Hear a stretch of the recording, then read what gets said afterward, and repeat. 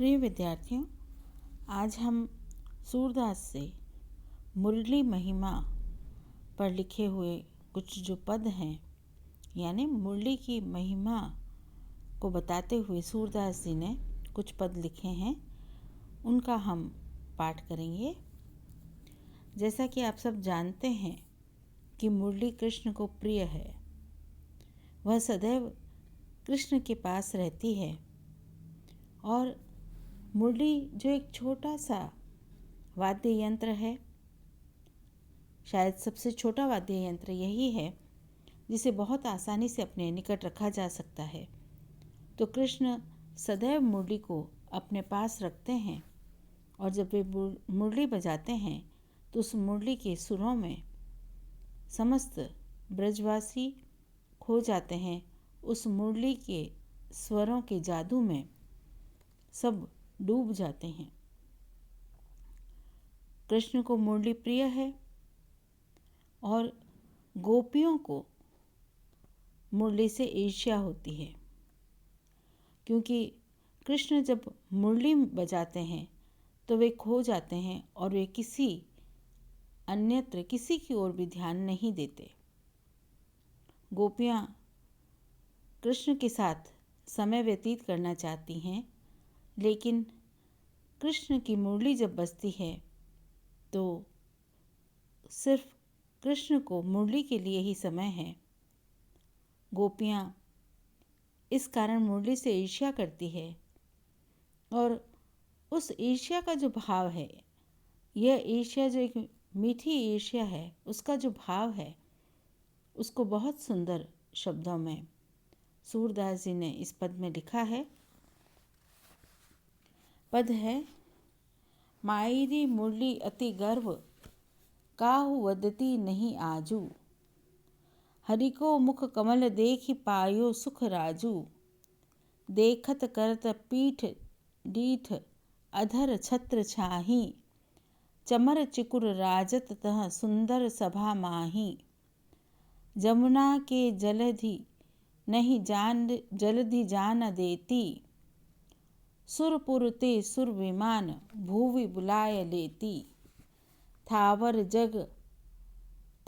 चर जंगम जह करति जीति अजीति, वेद की विधि मेटि चलती आपने ही रीति, बंसी बस सकल सुर नर मुनि नाग, श्रीपति हूँ श्री बिसारी एहि अनुराग।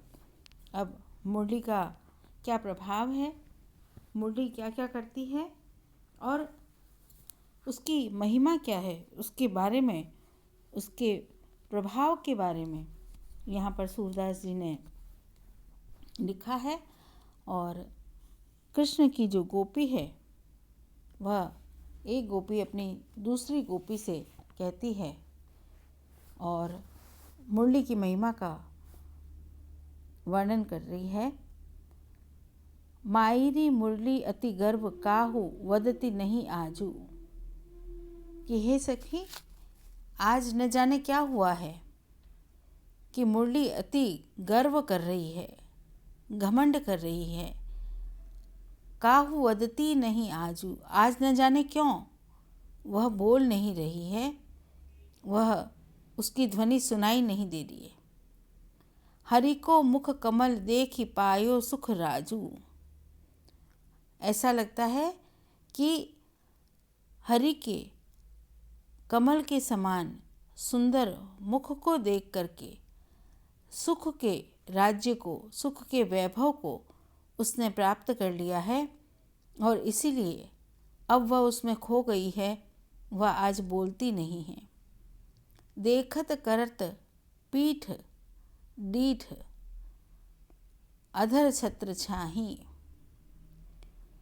देखत करत, वह हमको देखते ही अपनी पीठ कर लेती है और कृष्ण के अधरों की छत्र छाया में रह रही है। अर्थात जब कृष्ण बजाते हैं मुरली, तो मुरली का जो पृष्ठ भाग है वह दिखाई देता है। तो गोपियाँ कहती कि मुरली हमको देख करके अपनी पीठ कर लेती है और कृष्ण के होठों की छत्र छाया में वह रह रही है। जमुना के जल ही नाही जलधि जाना देती। और तो और जब यह चमर चिकुर राजत तह सुंदर सभा माही। चमर चिकुर, चिकुर यानी बाल, यानी जो काले घुंघराले जो उनके बाल हैं, राजत यानी सुशोभित होना, सुंदर सभा माही। तो कृष्ण का जो मुख है उसके ऊपर सुंदर जो काले घुंघराले बाल हैं सुशोभित होते हैं। उस सुंदर सभा में वह रहती है और उस सुंदर सभा में जो काले लटे हैं वो मानो चंवर की तरह डुला रहे हैं और मुख रूपी सभा में वह सुशोभित होती है, चली जाती है जहाँ अन्य कोई नहीं जाता। जमुना के जल ही नाही जलधि जान देती। और इसका प्रभाव यह है कि यमुना के जल को वह जलधि यानी समुद्र की ओर नहीं जाने देती है। नदियाँ समुद्र की ओर प्रवाहित होती हैं तो वो कहती हैं कि यमुना नदी जो है वह स्वयं उसमें उमड़ घुमड़ करती है लेकिन वह जाने नहीं देती।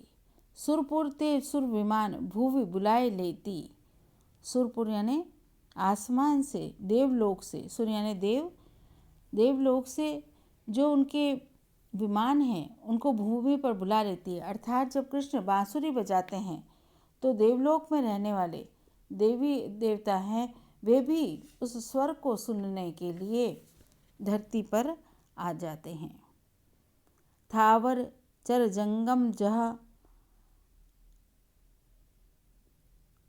करति जीति अजीति। थावर यानी स्थावर, चर यानी जहाँ चलायमान है, जंगम जो भी सकल हमको दिखाई दे रहा है। तो वो कह रहे हैं कि इस धरती पर स्थावर चल जंगम सभी को वह प्रभावित करती है, जीते हुए को पराजित कर देती है। जीति अजीति, वो जीते हुए को भी पराजित कर देती है। वेद की विधि मेटि चलती आपने ही रीति। वह वेदों के द्वारा जो भी रीति बताई गई है उसको मिटा देती है और अपनी ही रीति से चलती है। अर्थात वह किसी नियम का पालन नहीं करती, वह अपनी ही धुन में अपनी ही रीति से चलती है। बंसी बस सकल सूर सुर नर मुनि नाग। सूरदास जी कहते हैं कि इस बंशी के तो वशीभूत, इस बंशी के वश में, इस बंशी के जादू में देवता, नर यानी मनुष्य, मुनिगण और नाग सभी उस बंशी के वश में आ गए हैं। श्रीपति हूँ श्री बिसारी एहि अनुराग। और इसके अनुराग में तो स्वयं श्रीपति यानी कृष्ण ने श्री यानी लक्ष्मी को भी बिसार दिया है। अर्थात वे जब इसको बजाते हैं बांसुरी को तो वे लक्ष्मी जी को भी नहीं देखते हैं, वे लक्ष्मी जी को भी भूल जाते हैं। तो यहाँ पर सूरदास जी ने मुरली की महिमा का गान किया है और मुरली के प्रभाव स्वरूप जो है स्थावर में यानी धरती पर, मनुष्य के हृदय में और देवता देवलोक में क्या प्रभाव पड़ता है इसका उन्होंने वर्णन किया है। मुरली कृष्ण को कितनी प्रिय है इस बात का भी हमें पता चलता है और सूरदास जी ने बड़े सुंदर और सरल शब्दों में मुरली की महिमा को बताया है। धन्यवाद।